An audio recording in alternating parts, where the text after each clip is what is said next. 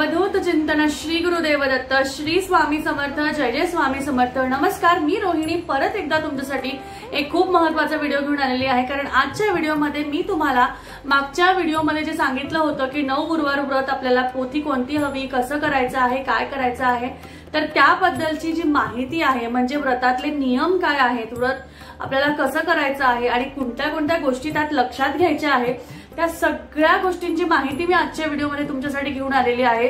तर अजिबात उशीर न करता चला आपण आपल्या व्हिडिओकडे वळूया। तर बघा, मी तुम्हाला सांगितलं होतं की आपल्याला हे 9 गुरुवार व्रत जे करायचे आहे, हे 9 गुरुवार व्रत मध्ये काय काय आहे, या पोथीमध्ये काय आहे, कसं सांगितलं आहे, सगळ्या गोष्टीची माहिती, पोथी कुठे मिळेल, कशी मिळेल, काय आहे, सगळ्या गोष्टींची माहिती तुम्हाला मी मागच्या व्हिडिओमध्ये दिली होती। वरती मी सुद्धा तुम्हाला लिंक देईल किंवा खाली डिस्क्रिप्शन बॉक्समध्ये सुद्धा लिंक देईल, त्यानुसार तुम्ही जाऊन ती चेक करू शकता।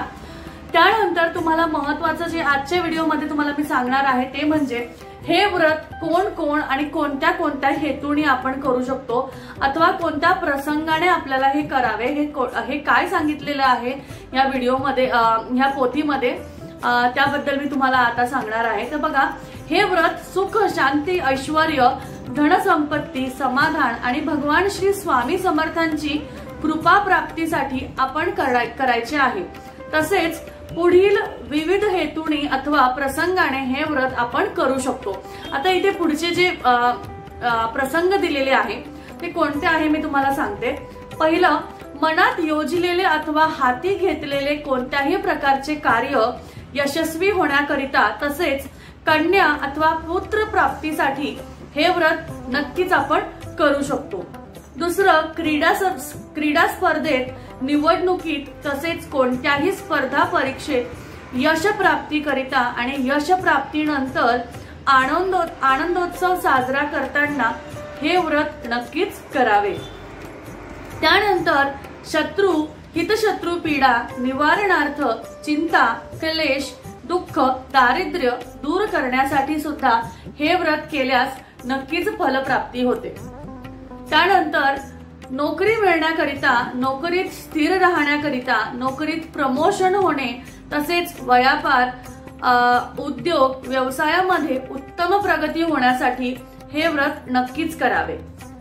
त्यानंतर वाढदिवस, जयंती, संस्थेचा वर्धापन दिन, विद्या मंदिर, व्यायामशाळा, दवाखाना, गृहप्रवेश, दुकान यांच्या उद्घाटन प्रसंगी सुद्धा, कोणतेही शुभ कार्य प्रारंभ करण्यापूर्वी सुद्धा हे व्रत आपण नक्कीच करावे।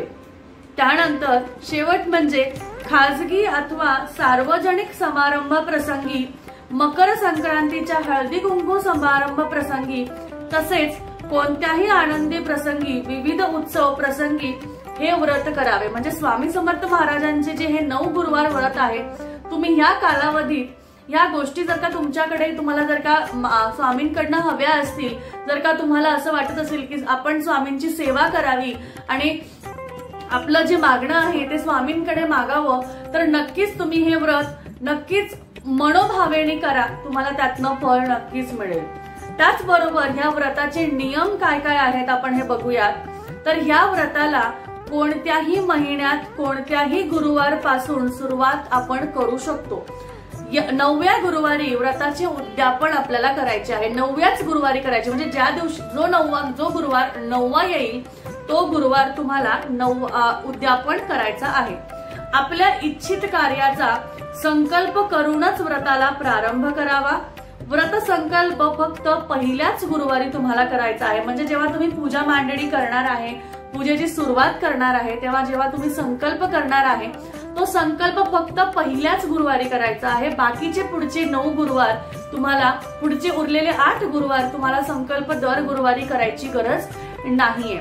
फक्त उद्यापनापर्यंत जर का तुमची इच्छा पूर्ण झाली, उद्यापनाच्या आधी पूर्ण झाली, तर उद्यापनाच्या वेळेस स्वामींना साष्टांग नमस्कार करायचा आहे आणि स्वामींना तुम्हाला म्हणजे मनोभावे तुम्हाला त्यांना सांगायचं आहे की स्वामी, तुम्ही माझी इच्छा पूर्ण केली किंवा झाली नसेल तर लवकरात लवकर पूर्ण करावी अशी त्यांना मागणं करावं, किंवा झाली असेल तर त्यांना आपण म्हणतो ना की आपण आपण त्यांच्यासाठी बाळासारखे आहोत. तर आपण जेव्हा आपण आपल्या आईला कसं बोलतो की आई तू माझं काम केलंस, खरंच मी खूप धन्य झाले, माझं काम तुझ्यामुळे पूर्ण झालं, असं आपण स्वामींकडे म्हणायचं आणि त्यानुसार आपली जी पूजा आहे ती संपन्न करायची.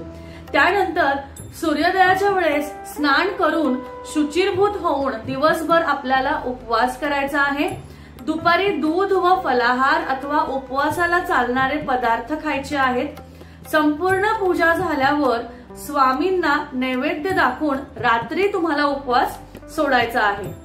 स्त्रियांचा मासिक धर्म तसेच सोयर सूतक असल्यास व्रताचरण तुम्हाला करायचं नाहीये. म्हणजे जर का तुमचं मासिक धर्म आहे, सूतक आहे, काहीही असेल तर तुम्हाला हे व्रत करायचे नाहीये. फक्त उपवास तुम्हाला करायचा आहे. त्या दिवशी पूजा मांडणी वगैरे करायची नाहीये.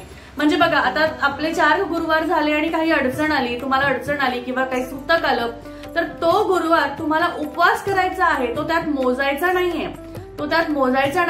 पण उपवास तुम्हाला नक्कीच करायचा आहे. असं चालणार नाही की तो गुरुवार तुम्ही सोडून दिला, त्या दिवशी उपवास नाही केला आणि आपण आता पुढच्या गुरुवारी जेव्हा डोक्यावरनं न्हाऊ वगैरे तेव्हा करू. नाही, तो गुरुवार तुम्हाला उपवास तर करायचाच आहे. फक्त पूजा करायची नाहीये, काही करायचं नाहीये, मनातल्या मनात फक्त नामस्मरण करत राहायचं आहे.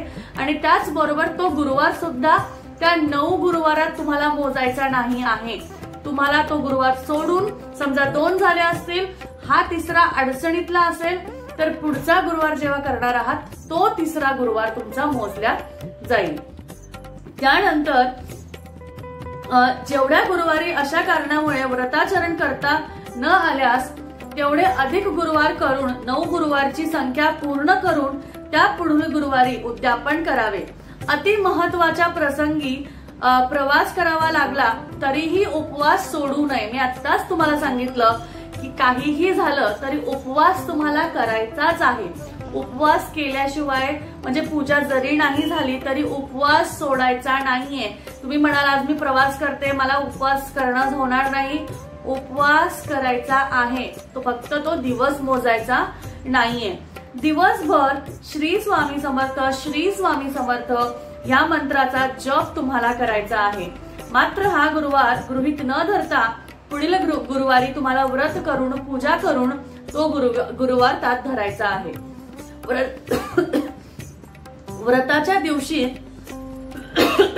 एकादशी, महाशिवरात्री, अमावस्या यासारख्या पूर्ण उपवासा दिवस आल्यास फक्त उपवास करावा.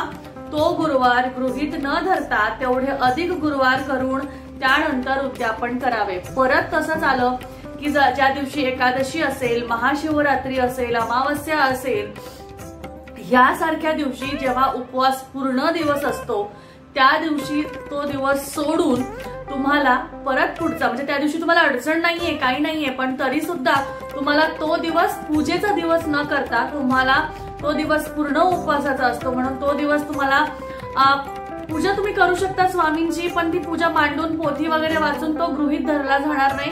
त्यामुळे तुम्ही पुढच्या गुरुवारीच नक्की करा. त्यानंतर शेजारी, नातेवाईक, मित्रमंडळी यांना सहकुटुंब सहपरिवार दर्शनाकरिता आणि तीर्थप्रसादाकरिता बोलवावे. हे व्रत कोणत्याही जाती धर्मातील स्त्री पुरुषांना आणि मुलामुलींनाही करता येऊ शकेल.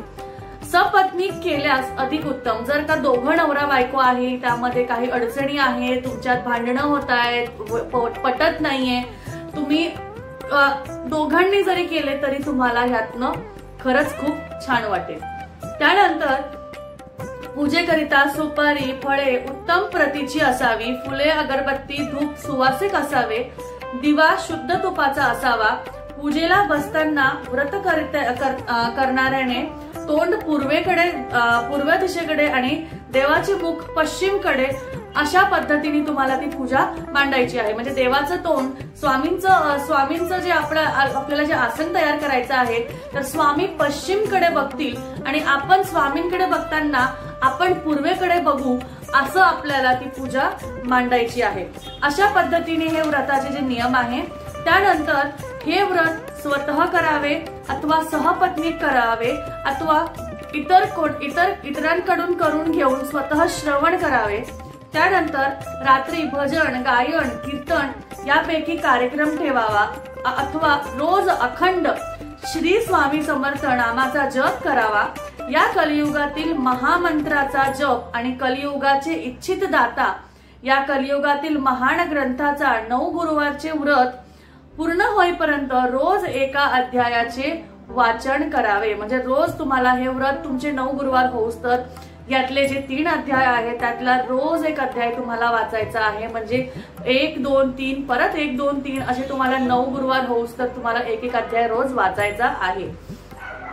त्यानंतर व्रताच्या दिवशी तसेच उद्यापनाच्या दिवशी दर्शनार्थ तीर्थप्रसाद घेण्याकरिता येणाऱ्या प्रत्येक स्त्री पुरुषांना 9 गुरुवारच्या व्रतपोथीची एक प्रत सप्रेम भेट म्हणून द्यायची आहे।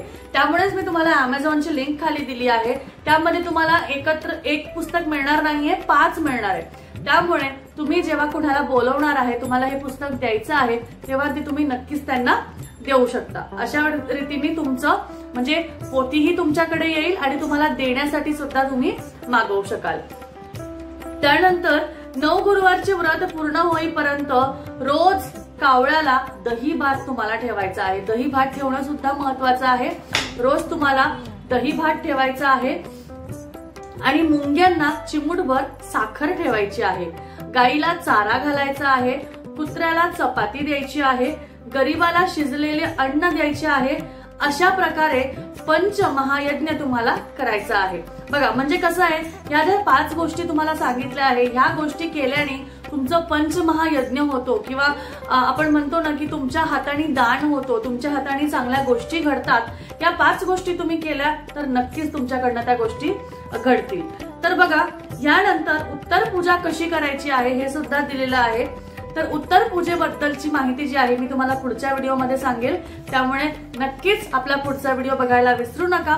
अजून 9 गुरुवार व्रताची माहितीसाठी अजून एक व्हिडिओ मी करणार आहे, ज्यामध्ये तुम्हाला साहित्य काय लागणार आहे, पूजा विधी कशी करायची आहे, पूजा मांडणी कशी करायची आहे, सगळं मी तुम्हाला सांगणार आहे। त्यासाठी आपल्या चॅनलला सबस्क्राईब करायला विसरू नका, व्हिडिओला लाईक करा, शेअर करा, सबस्क्राईब करा, म्हणजे तुम्हाला येत्या पुढच्या व्हिडिओची नोटिफिकेशन लवकरच मिळेल। तोपर्यंत अशीच काळजी घ्या, अशीच आपले व्हिडिओ बघत राहा।